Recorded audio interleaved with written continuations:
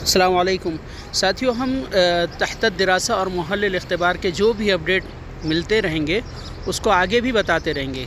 इसी पे इक्तफ़ा ना करें। अभी जो बताया जा रहा है ये एक आर्जी मालूमात समझें इसे। अस्सलाम वालेकुम वरहमतुल्लाहि वबरकातुहू।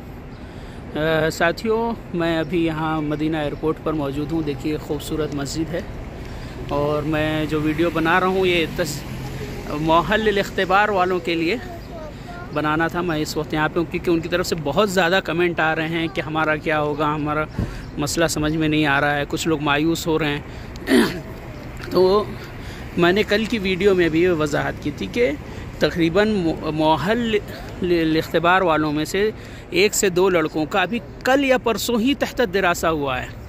तो इसलिए आप लोग परेशान ना हो। जो लोग भी तहत मुहल्लिल इख्तिबार हैं, ऐसा नहीं कि अब नहीं होगा उनका तहत दिरासा या वो मुरश्शिह मबदई ऐसे लोग नहीं होंगे, ऐसा कुछ भी नहीं है।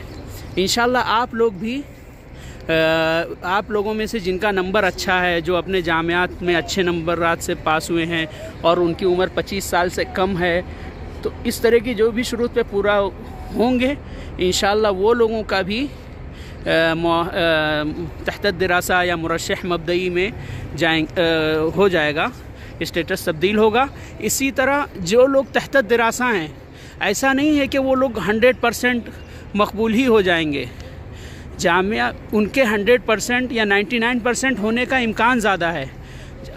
आप अगर गुज़श्ता 1-2 साल का मुताबा कर रहे होंगे तो आपके इल्म में होगी ये बात कि जामिया 2-3 मरहलों में लिस्ट उमूमन शाये करता है। जैसे अभी तहत दिरासा वालों को अगर ले लेगा जामिया, तो मुमकिन है कि अगले 1-2 महीने या 1-2 हफ्ते 3 हफ्ते बाद जो अभी मुहल्लिल इख्तिबार हैं, अगले मरहले में उन लोगों का मुरश्शिह मबदई हो जाए।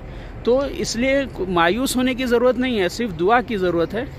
अल्लाह ताला आप लोगों को सभी जिन लोगों ने तक़दीम किया है उनको मदीनतुर रसूल दियार नबी में पहुँचाए और इसी एयरपोर्ट से इंशाअल्लाह आप लोग मदीना में तशरीफ़ लाएंगे। वस्सलामु अलैकुम वरहमतुल्लाहि वबरकातुहू।